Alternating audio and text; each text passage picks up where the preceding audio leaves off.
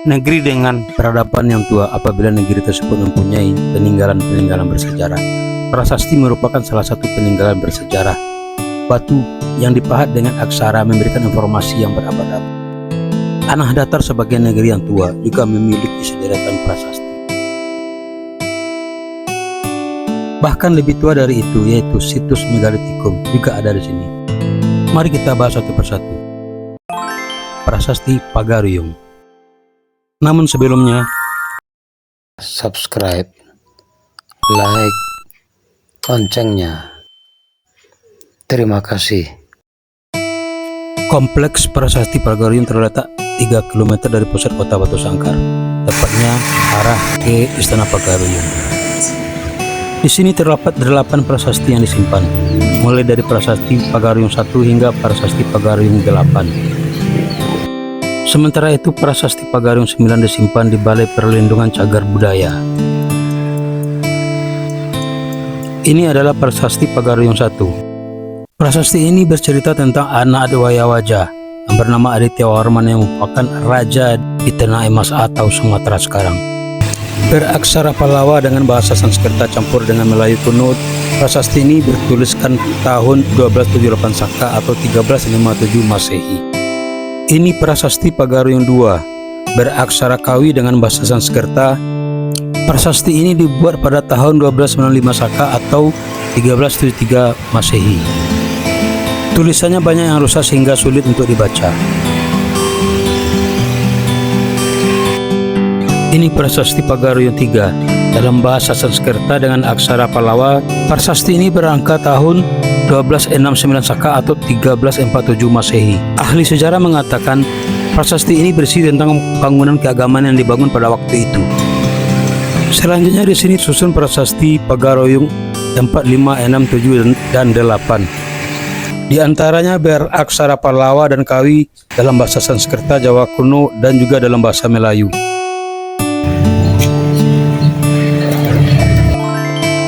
Prasasti Sarwaso 1 terletak di Sarwaso, Kecamatan Tanjung Emas, berjarak 7 km dari kota Batu Sangkar. Prasasti ini berangka tahun 1297 Saka atau 1375 Masehi dengan aksara Melayu dan aksara Nagari Tamil. Prasasti ini menceritakan tentang Aditya Warman yang menyelesaikan pembangunan irigasi untuk mengairi sawah di Sarwaso yang kaya akan padi. Irigasi ini sebelumnya dikerjakan oleh pamannya bernama Akarendra Warman yang juga merupakan raja sebelumnya.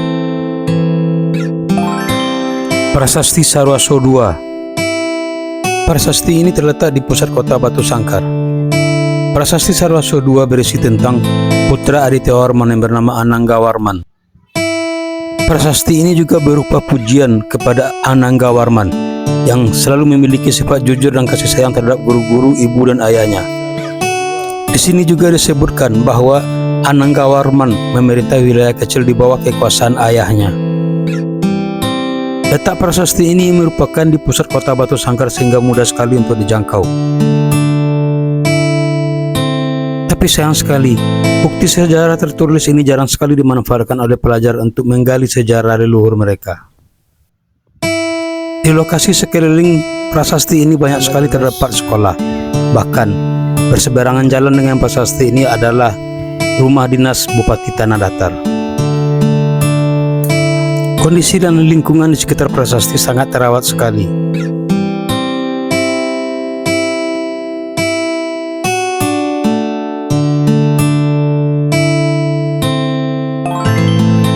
Prasasti Kubu Rajo. Prasasti ini terletak di Kecamatan Limakaum, dekat dengan UIN Mahmud Yunus Batu Sangkar, atau tepatnya kilometer 3 dari Batu Sangkar arah ke Padang Panjang. Dikatakan Kubu Rajo karena ini adalah kubu atau benteng atau tempat pertahanan dan Rajo adalah raja. Jadi ini dulunya adalah benteng atau markas atau pertahanan raja. Prasasti ini ditulis dalam bahasa Sanskerta pada tahun 1877. N.J. Krom dari Belanda mendaftarkannya sebagai inventaris. Kompleks prasasti ini cukup luas. Di sini terdapat 2 prasasti Kubu Rajo, Kubu Rajo 1 dan Kubu Rajo 2. Lokasi prasasti yang berada di pinggir jalan utama sangat mudah sekali untuk dijangkau, baik yang datang dari Batu Sangkar ataupun yang datang dari arah Padang Panjang. Komplek prasasti ini terlihat cukup terawat, namun infrastruktur dan fasilitas publik di lokasi prasasti ini perlu ditingkatkan. Hal ini perlu untuk menarik para wisatawan, terutama wisatawan yang cinta akan sejarah. Saat ini saya masuk ke lokasi prasasti. Saya rasa jalan yang saya lalui ini perlu ditingkatkan kualitasnya untuk memudahkan wisatawan berkunjung ke lokasi ini. Ini adalah papan pemberitahuan larangan kepada pengunjung untuk tidak merusak benda-benda sejarah yang ada di lokasi prasasti Kubu Rajo ini.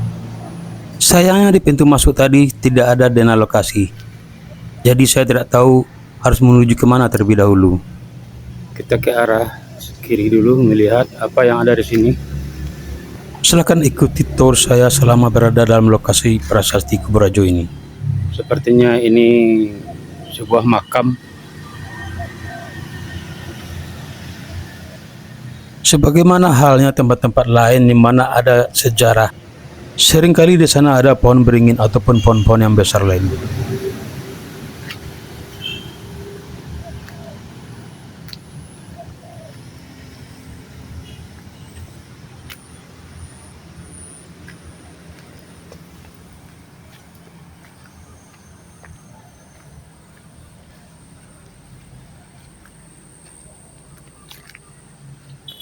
Di sini ada informasi tentang prasasti Kubu Rajo ini.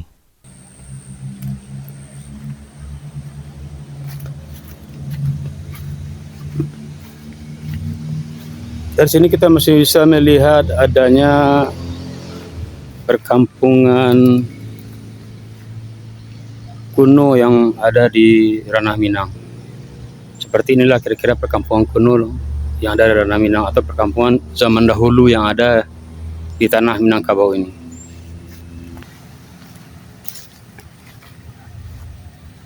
Di papan informasi ini tertulis keterangan tentang prasasti Kubu Rajo 1 dan prasasti Kubu Rajo 2. Sebelah kiri area yang saya tuju merupakan tempat prasasti Kubu Rajo 1. Jadi teman-teman, di sini kita bisa membaca keterangan tentang prasasti Kubu Rajo 1 ini.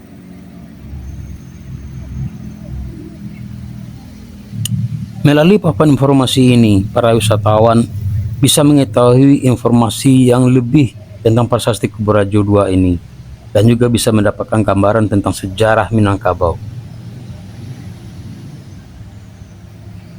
Berikut adalah penafsiran dari tulisan prasasti Kubu Rajo 1 yang terdiri dari 16 baris. Baris pertama, sapaan dalam agama Buddha, Om Mamla.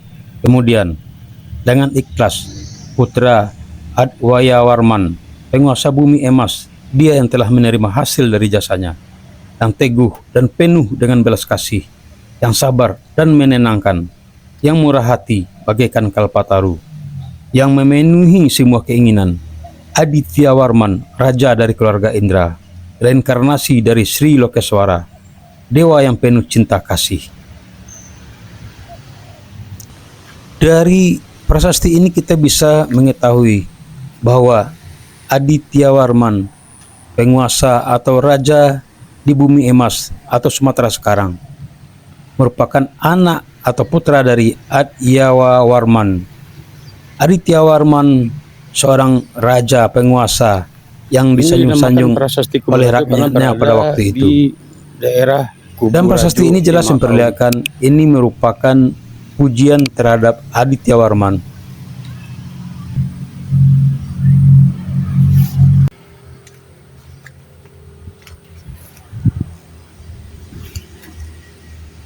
Inilah prasasti Kubu Rajo 1.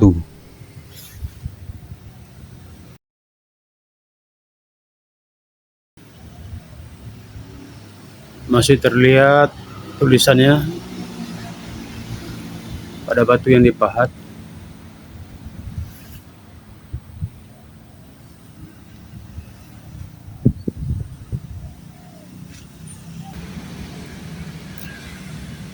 Prasasti Kubularajo ini merupakan peninggalan dari Aditya Warman, Raja pertama Pagaruyung.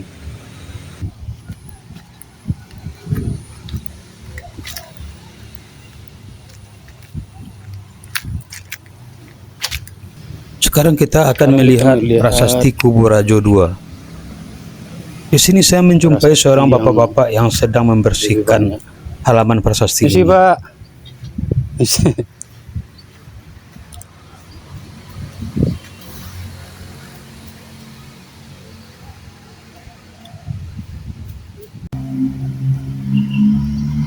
Inilah Prasasti Kuburajo II. Di sini terdapat beberapa batu, dan ini yang sangat fenomenal. Prasasti Kuburajo II lebih banyak kepada simbol. Ini lebih terlihat sebagai simbol.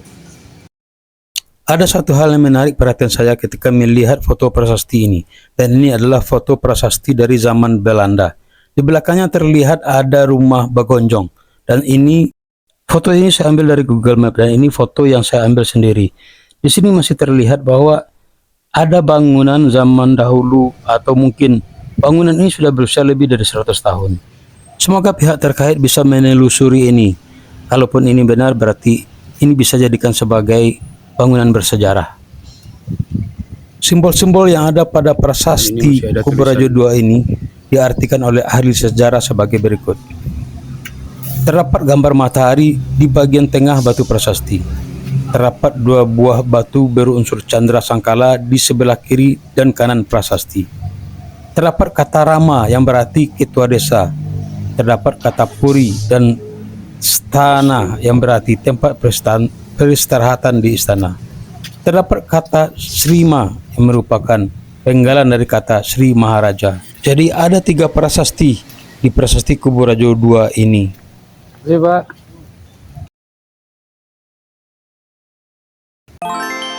Situs Batu Batikam.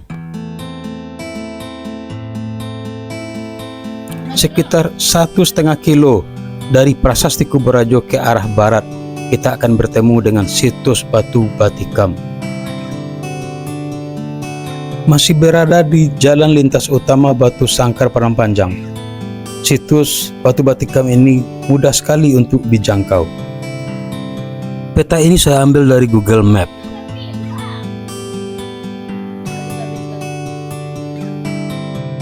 Batu Batikam bukanlah sebuah prasasti dengan pahatan aksara ataupun lambang ataupun simbol.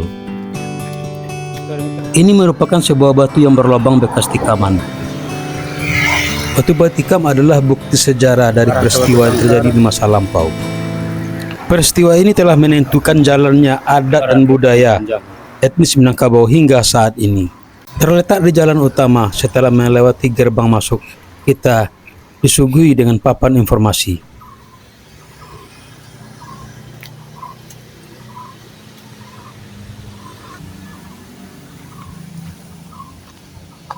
Di sini ada keterangan.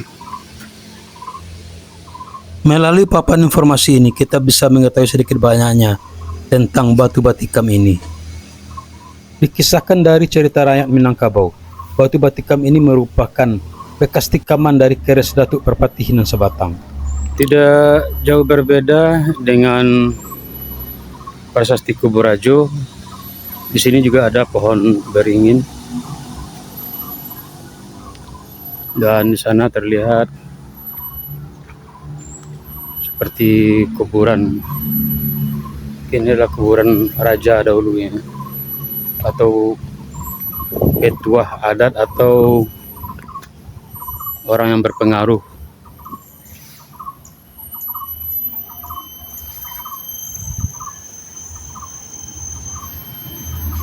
Dibandingkan dengan Prasasti Kuburajo, sepertinya ini kurang terpelihara.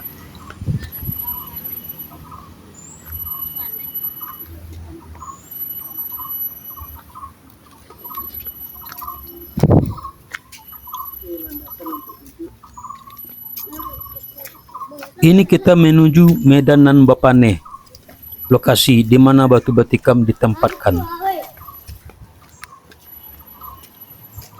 Ini seperti sebuah arena yang dikelilingi batu untuk sandaran. Di sini dahulunya para petinggi atau tokoh-tokoh masyarakat berunding bermusyawarah.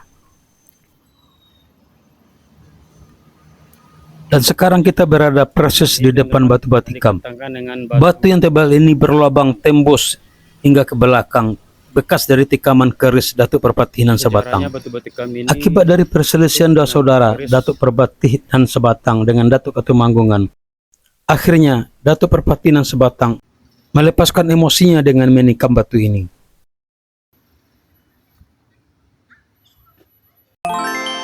Prasasti Rambatan. Tidak jauh dari batu batikam Lima Kaum, kita menuju Kecamatan Rambatan. Prasasti Rambatan dekat dengan Pasar Rambatan. Terletak di pinggir jalan, prasasti ini bertanggal Candra Sengkala, tertulis 1291 Saka atau 1369 Masehi. Prasasti di Kabupaten Tanah Datar. Prasasti ini ditulis dalam bahasa Melayu kuno. Terdapat 6 baris dalam tulisan pada prasasti ini. Terjemahan prasasti ini menurut A. Griffith adalah sebagai berikut. Pada tahun Saka 1291, pada paruh gelap bulan Kartika dan pada tanggal 8, hari Senin, tempat perlindungan Buddha yang sangat indah dan penuh gemerlap telah selesai. Orang-orang yang datang ke sini telah datang ke sini setelah menjelajah beberapa jalan dan beristirahat meskipun beberapa saat. Raja Aditya Warman, seorang raja yang dipenuhi kemilau, kelakuan baik yang gigih di kehidupan lalu. Pejabat raja telah membuat sebuah serambi yang sepasang kaki teratainya tidak tertandingi teratai lainnya. Semuanya kaki Buddha.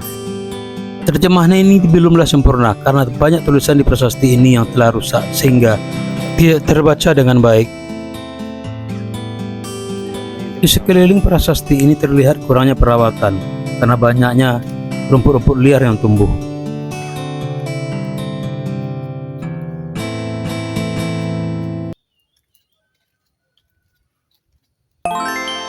Prasasti Ombilin. Prasasti ini masih berada di dalam Kecamatan Rambatan, tepatnya di jalan lintas utama Ombilin Padang Panjang. Prasasti ini menghadap ke Danau Sengkara yang seolah-olah menegaskan keberadaannya. Ditulis dengan aksara Jawa kuno dan dalam bahasa Sanskerta yang bercampur dengan Melayu kuno. Prasasti ini memberikan gambaran mengenai pemikiran dan kebijakan seorang tokoh penting yang bernama Aditya Warman yang memiliki peran besar dalam sejarah. Tulisan pada prasasti ini terdiri dari 19 baris. Prasasti ini menghormati Aditya Warman yang dikenal sebagai seorang pemimpin yang mampu membedakan antara dharma kebenaran dengan adharma kesalahan. Dalam prasasti tersebut, Aditya Warman digambarkan sebagai sosok yang memiliki sifat layaknya matahari yang dapat membakar dan menghukum orang-orang yang berbuat jahat, namun sekaligus memberikan perlindungan kepada mereka yang berbuat baik. Salah satu bagian penting dalam prasasti ini adalah pandangan Aditya Warman mengenai pentingnya sifat kepemimpinan. Seseorang tidak harus berasal dari keturunan bangsawan untuk dapat memahami atau menjalankan perilaku seorang raja. Ini menjelaskan bahwa Aditya Warman adalah sosok yang bijaksana dalam menilai pemimpin dan penguasa. Prasasti Pariangan. Dari prasasti Ombilin di pinggir Danau Sengkara, Kecamatan Rambatan, kita menuju Kecamatan Pariangan. Desa ini pernah dinobatkan oleh media pariwisata Amerika Travel Budget pada tahun 2012 sebagai satu dari 5 desa terindah di dunia. Di sini terdapat 3 prasasti yang dikenal dengan Batu Lantak Tigo. Batu tanah datar yang disebut sebagai Prasasti Pariangan beraksara Pallawa dalam bahasa Sanskerta. 6 baris tulisan yang sudah aus hingga sulit untuk dibaca. Penanggalan tahun 12 yang tersisa merujuk kepada abad 12 tahun Saka. Prasasti ini menyebutkan Sri Akarendra Warman sebagai Maharaja Diraja. Juga disebutkan Tuan Perpati bernama Tudang dan Tuan Gasrirata. Keduanya merupakan pembantu raja yang patuh dan setia. Akarendra Warman merupakan paman dari Aditya Warman, raja yang berkuasa sebelum Aditya Warman. Yang fenomenal dari prasasti ini adalah pemindahan pusat kerajaan dari Jambi ke pedalaman yang dilakukan oleh Akarendra Warman. Ini terjadi sebelum tahun 1347 Masehi.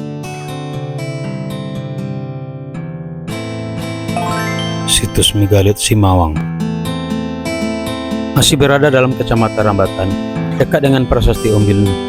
Situs ini berada di dalam wilayah Nagari Simawang, sama dengan Prasasti Ombilin. Di komplek ini banyak terdapat batu-batu menhir yang tersusun beraturan. Situs megalit Telago Gunung. Situs ini berada di pedalaman Nagari Sarwaso dan masuk dalam Kecamatan Tanjung Emas. Melewati hutan pinus, situs ini berjarak 5 km dari pusat pasar Sarwaso. Gambar ini saya ambil dari Google Street View. Di sini terlihat batu-batu dalam bentuk beraturan tertancap ke dalam tanah. Belum banyak informasi yang mengungkap kedua situs megalit ini, baik situs megalit Telaga Gunung maupun situs megalit Simawang. Mungkin penggalian arkeologi di kedua situs ini bisa mengungkap cerita sejarah di balik keberadaannya. Para ahli sejarah meyakini ini berasal dari zaman Neolitikum, zaman yang jauh lebih tua daripada penemuan prasasti. Dari kedua situs megalit ini kita mengetahui bahwa di negeri ini telah ada peradaban yang sangat tua.